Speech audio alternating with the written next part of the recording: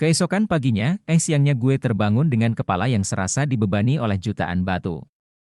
Asli pusing banget, tapi samar-samar gue udah ngeliat Adele udah baca novel di samping kasur gue. Kapan nih cewek masuk kamar gue? Batin gue, Del. Sapa gue, udah bangun tuh, sapa Adele. Sorry gue masuk kamar lo tadi pelan-pelan banget. Cuma pengen tahu keadaan lo aja. Kata Adele lagi, by the way makasih ya tadi udah mau ngejemput gue. Lanjut Adele, gak apa-apa Del. Gue sambil bangun dari tidur gue, langsung puyeng nih kepala begitu gue duduk, cuci muka muka lo kusut banget tuh, saran Adele, tar deh Del. Lanjut gue, kok lo kayak orang sakit gitu sih tuh? Adele ngeliatin muka gue dengan aneh. Atau emang dasarnya muka gue udah aneh ya? Jangan-jangan lo emang sakit beneran ya? Adele menempelkan telapak tangannya di dahi gue, nah Tuhan bener, lo demam tuh. Adele seketika panik, pasti gara-gara jemput gue Han. Duh gue beliin obat penurun panas dulu ya tuh, sahut Adele lagi. Duh, gak usah deh Del.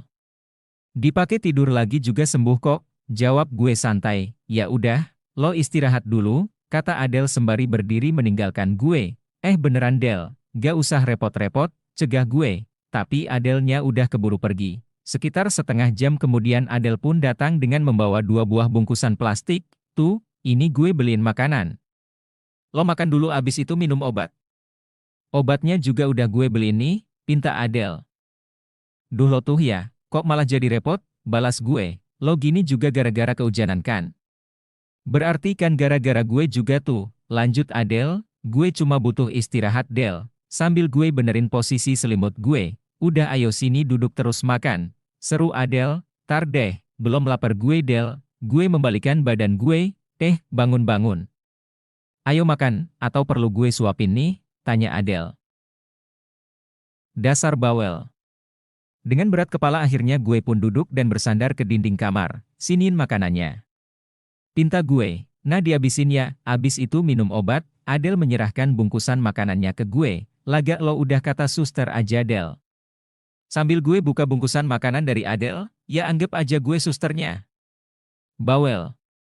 Adele menggerutu, akhirnya gue makan sedikit demi sedikit makanan yang diberikan Adele. Tenggorokan gue sebenarnya terasa sakit saat menelan makanan. Mungkin gue juga terkena radang tenggorokan saat ini. Rasa mual setelah makanan masuk ke perut gue pun kadang-kadang muncul. Pokoknya bener-bener komplit penderitaan gue saat ini, kok gak dihabisin tuh. Adele ngeliat sisa makanan gue yang masih agak banyak, Gadel, gue udah mual banget. Sayang tar kalau malah jadinya gue muntah. Jawab gue, ya udah, kalau gitu sekarang lo minum obat terus istirahat lagi. Perintah Adele, siniin obatnya, apa kata Elo aja deh Del. Dasar suster bawel, gerutu gue. Hehehe, pokoknya lo harus cepet sembuh tuh, kata Adele. Iya, entar juga sembuh kok. Sambil gue telen obat penurun panas pemberian Adele, ya udah sekarang lo istirahat lagi deh tuh. Ayo tiduran lagi, perintah Adele lagi, iya. Gue pun akhirnya merebahkan diri lagi di kasur. Dah, sekarang sambil menunggu lo tidur. Gue mau baca novel gue lagi aja di sini, kata Adele. Hah? Udah sana, gue gak apa-apa kok. Bangun tidur entar gue juga udah baik kan, balas gue. Gak lo tidur ya tidur aja sana. Gue juga udah biasa kok lo tinggal tidur tuh, jawab Adele enteng. Heh. Ya udah sakarep MU lah, semaumu lah, kata gue memejamkan mata, gue pun tertidur. Sementara Adele masih meneruskan membaca komiknya, hahaha. Gue membalikkan badan gue yang masih berasa pegal-pegal. Loh Elo masih di sini Del, sambil gue lihat jam dinding gue, berarti udah sekitar 4 jaman dia di sini, batin gue. Iya, tadi bosen baca novel. Terus gue buka komputer lo deh, mainan games, hehehe, jawab Adele santai. Lo udah baikan tuh? Adele beranjak dari kursinya, udah kok, lumayan. Sahut gue, sini coba gue lihat. Adele memegang kening gue, iya, udah turun panasnya. Syukur deh tuh, kata Adele, Ian bentar lagi ke sini tuh, tadi dia gue kabarin kalau lo sakit abis ngejemput gue sambil hujan-hujanan tadi, lanjutnya, kok kayaknya gue sakit keras aja ya, pakai ngebilangin Ian segala, dalam batin gue, wah, jadi gak enak sendiri gue Del, gue udah bingung mau ngomong apa, beb. Suara HP Adele berbunyi, nah ini Ian pasti udah di depan kos, bentar ya gue turun dulu tuh, kata Adele. Enggak berapa lama kemudian Adele pun kembali ke kamar gue, tapi kali ini bersama Ian. Hai tuh, sapa Ian, halo Ian, gue sapa balik Ian. Kata Adele, lo sakit ya tuh, sapa, cuma flu biasa kok Ian. Jawab gue, ya pokoknya lo cepet sembuh aja deh ya, sahut Ian. Dan sorry kalau udah ngerepotin lo tadi, lanjutnya. Sebenarnya tadi pagi subuh itu gue juga diteleponin si Adele, tapi emang mungkin dasarnya gue kecapean jadi gue gak dengar ada panggilan masuk. Tapi syukur deh ada Elo masih bangun tuh. Ian menjelaskan alasannya, gak apa-apa Yan, lagian juga gue kasihan sama Adele.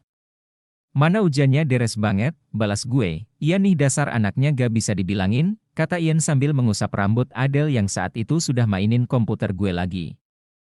Hehehe. Adele hanya tertawa kecil, ya udah ya, gue sedikit buru-buru nih tuh. Nanti kalau sempet gue main kesini lagi. Baik tuh, kata Ian lagi, makasih ya Yan. Sahut gue, sama-sama tuh, yuk Del anterin gue ke depan, pinta Ian ke Adele. Yuk, bentar ya tuh gue tinggal dulu anterin Ian, kata Adele, dari dalam kamar, gue masih bisa mendengarkan sedikit percakapan mereka berdua yang saat itu terhenti di balkon.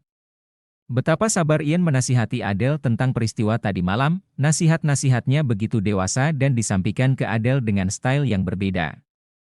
Adele pun kadang tertawa terbahak mendengar nasihat-nasihat itu, tapi gue yakin semua nasihat Ian akan diterima Adele karena memang penyampaiannya sempurna untuk seorang Adele. Setelah mengantarkan Ian ke depan, Adele pun kembali lagi ke kamar gue. Tuh, gue cuma mau ngambil novel gue bentar ya, kata Adele sambil memungut novelnya dari karpet gue. Iya Del, sahut gue, dah sekarang lo tidur. Istirahat lagi. Jangan dipakai banyak gerak dulu, saran dia, iya. Sambil gue membenarkan posisi tidur gue, kalau ada apa-apa lo tinggal teriak panggil gue ya, pinta Adele sambil meninggalkan kamar gue, ya. Jawab gue sambil berusaha memejamkan mata, semalam saat Elo mabok. Gue ngeliat ada tanduk setan di kepala Elo Del, tapi pagi ini gue ngeliat ada sayap di balik punggung Elo, mungkinkah semalam gue salah lihat Del?